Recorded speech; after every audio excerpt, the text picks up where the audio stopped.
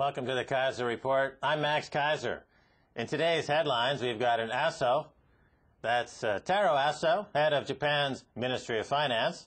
We've got a sterling crisis brewing thanks to the British Aso George Osborne, with a little help, of course, from the mightily deranged Bank of England. But first, has Facebook used your likeness and personal info to promote a 55-gallon tube of personal lubricant? If so, you could be in for a payout of as much as $10. Stacey Herbert? Yes, Max.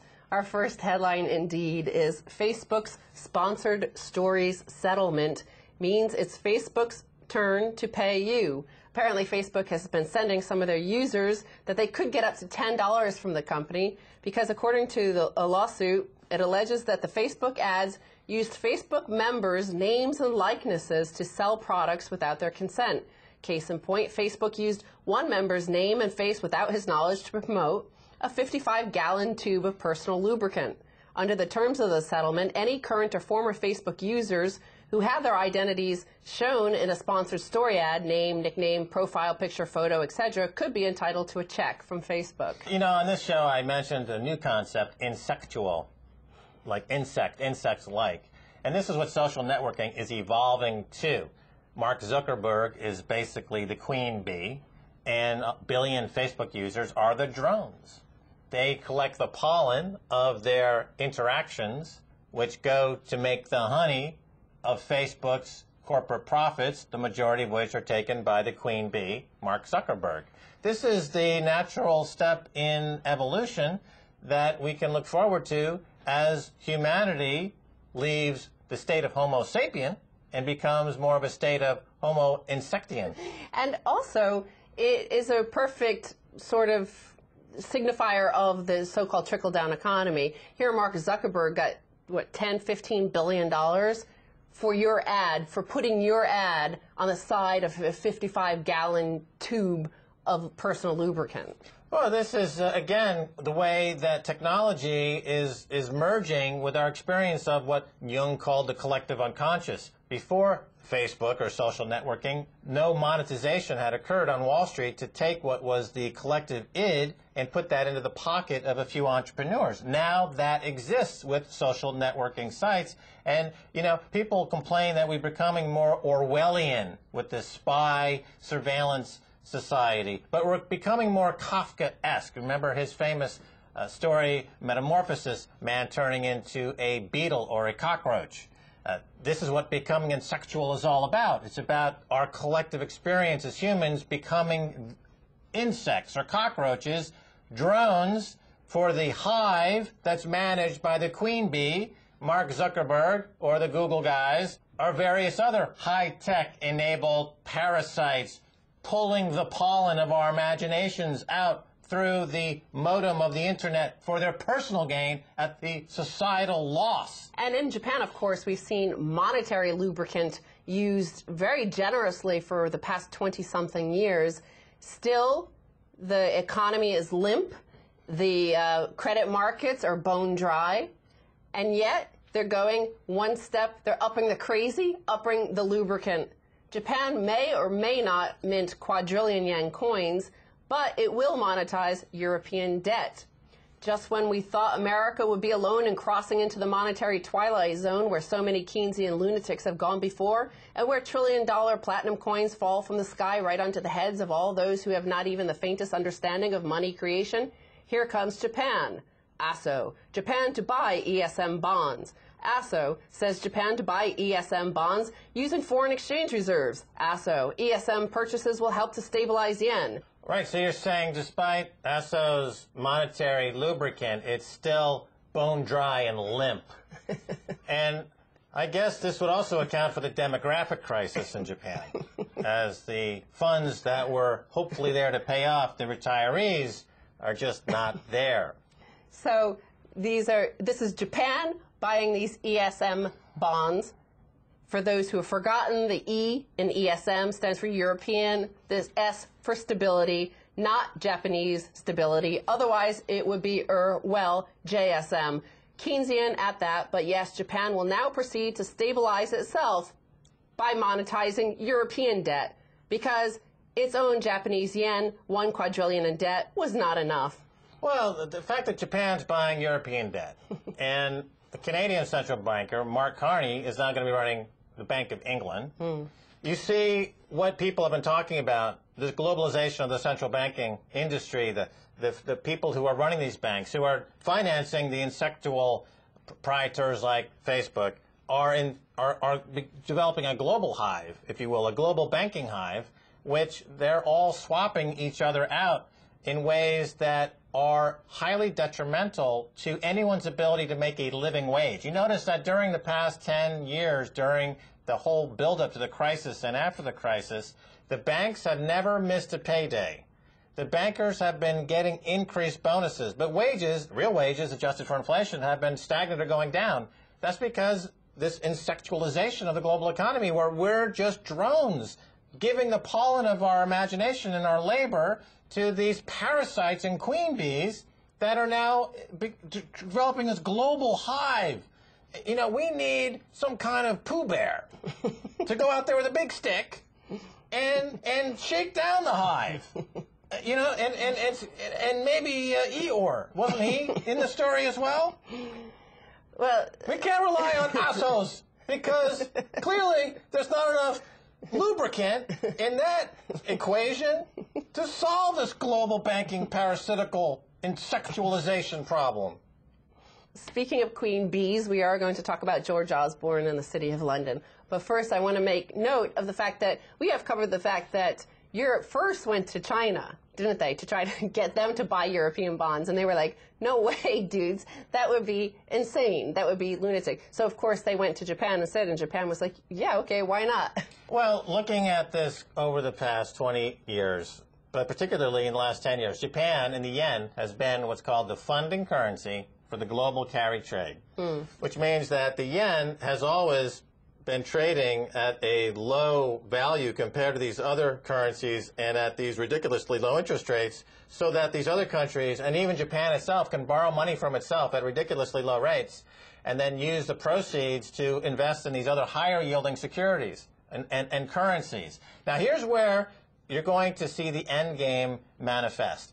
The Japanese authorities are not only selling their own bonds and using the proceeds to buy other countries' bonds, but they're selling short their own currency and bonds, and they're naked selling short their own currency and their own bonds. So they're counterfeiting themselves.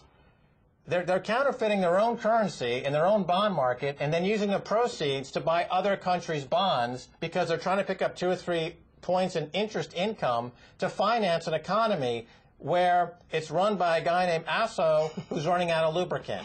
I posit that this will not work.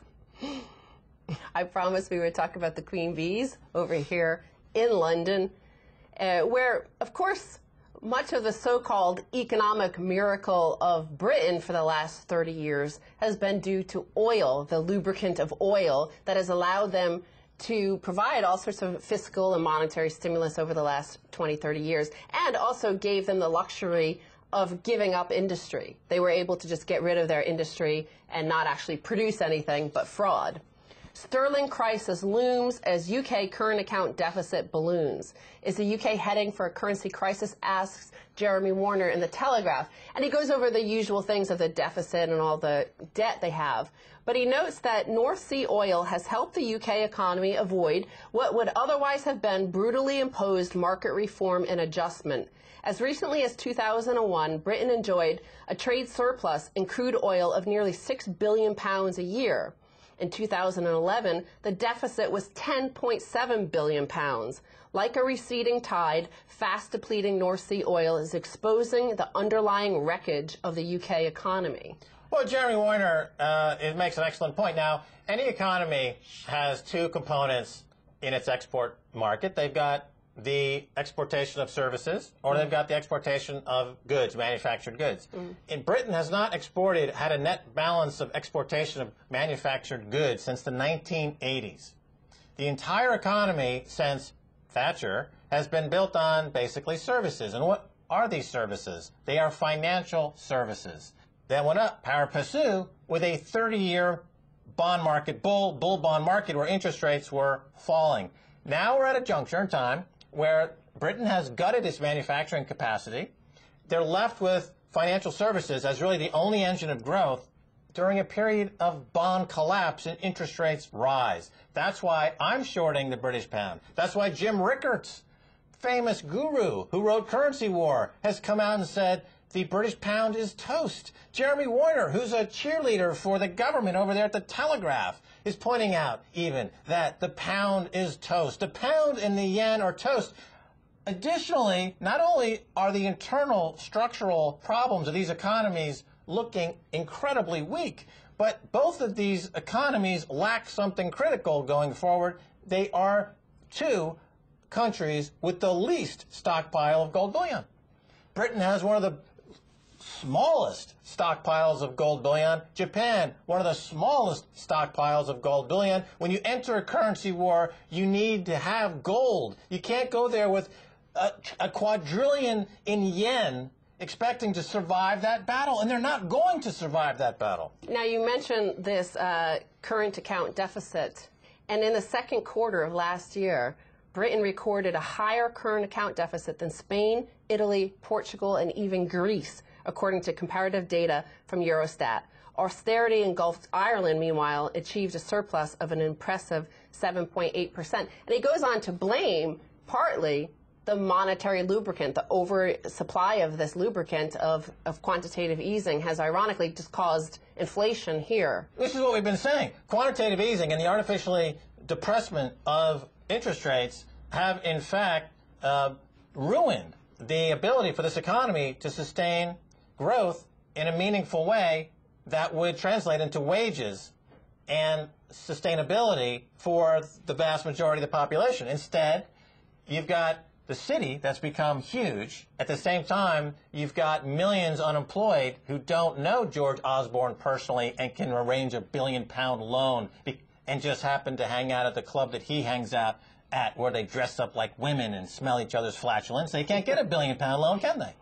So they end up not being able to support themselves. The state has to support themselves by borrowing money, but hey, interest rates are now skyrocketing. So now the city and the yobs are all going to crash because of Mervyn King, because of the Bank of England. Ha, ha, ha! We're short the British pound and loving it! Stacey Herbert, thanks for being on the Keiser Report. Thank you, Mags. Stay tuned for the second half. I'll be speaking to Reggie Middleton.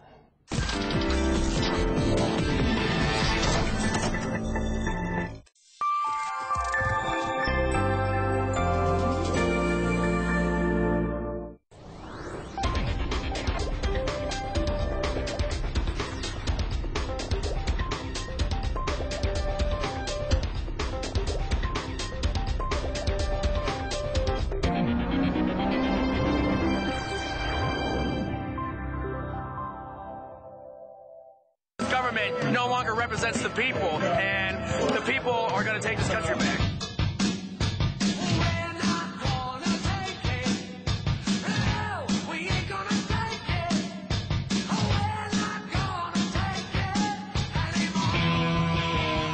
This may not be a revolution in the traditional sense, but this is a revolution of the mind. The way our economic system currently runs is not democratic. How long did they think we would be quiet? We're not gonna take it. No, we ain't gonna take it. We're not gonna take it anymore. We're not gonna take it. No, we ain't gonna take it. We're not gonna take it anymore.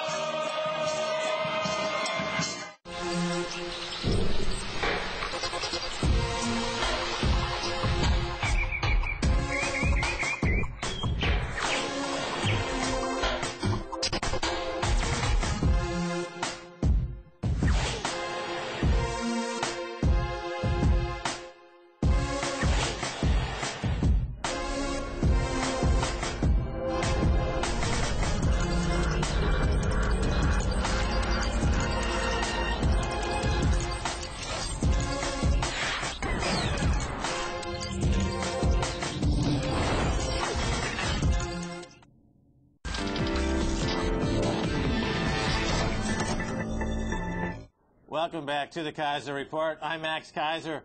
Time now to go to New York and speak with Reggie Middleton of BoomBustBlog.com. Reggie Middleton, welcome back to the Keiser Report. Well, thank you. And as usual, it's a pleasure to be back. All right, Reggie Middleton, you've been writing about the education bubble. Tell us about it. Well, it's a bubble that's very similar to, I guess, all the other bubbles in the history of the developed nation. You have an excessive amount of debt chasing or funding asset that either has an inflated value and or a fictitious value. The debt is the student loan system, credit system in the U.S. Particular, and the assets are the diplomas that the loans are funding. The diplomas have, both in my opinion and from an analytical perspective, either inflated or fictitious values, and the debt is excessive. It's very easy to attain, and it's massive. It's approaching that of the subprime bubble at its peak, which was roughly about $1.3 trillion. The student loan debt market is piercing the $1 trillion mark and increasing by roughly, $100 billion or so per 2/3 of a quarter every other month, I think, at this rate. So we're looking somewhere about mid-year, it will be past the subprime debt bubble level in terms of aggregate amount. What makes it interesting is this is a different type of debt because this debt is not dischargeable. It says it's backed by the government, and it will follow you until either you die or until the government decides to forgive it, which means that the value has disappeared, poof, gone somewhere in ethosphere. This brings up two or three points I want to touch on. First of all, when you talk about the student debt bubble, of course, you're talking about a quasi-government agency called Sallie Mae, which is doing to student loans what Fannie Mae and Freddie Mac did to the subprime market, right? The government gets involved, they make money cheap, but they create this incredible bubble, which is now set to pop. And the second point is that from the crisis that blew up in 2008, there was some hope that there would be some reform that would stop Wall Street from creating these massive bubbles. But what you're telling me is that there has been no reform, and their bubble problem is still with us, right, Reggie? Of course there's no reform. The only real reform is let the market do its job. If you want reform, don't bail anybody out. You won't have to reform. Those who got carried away simply go out of business, and that's your reform. It's actually called capitalism. But again, we are pretty far stretched from pure or even applied capitalism for right now. Again, Sallie Mae is acting as the Fannie Mae of, I can't say old, because just a few years ago. And basically they're creating liquidity where liquidity doesn't belong. And that's what's blowing the bubble. This is worse because not only do you have non-extinguishable debt, but you also have the fact that there is no real recoverables. I mean, we're backing diplomas. The diplomas, some of the diplomas, if you look at it from a real perspective, a cash flow and return on an investment perspective, literally, as in mathematically, aren't worth the paper they're written on.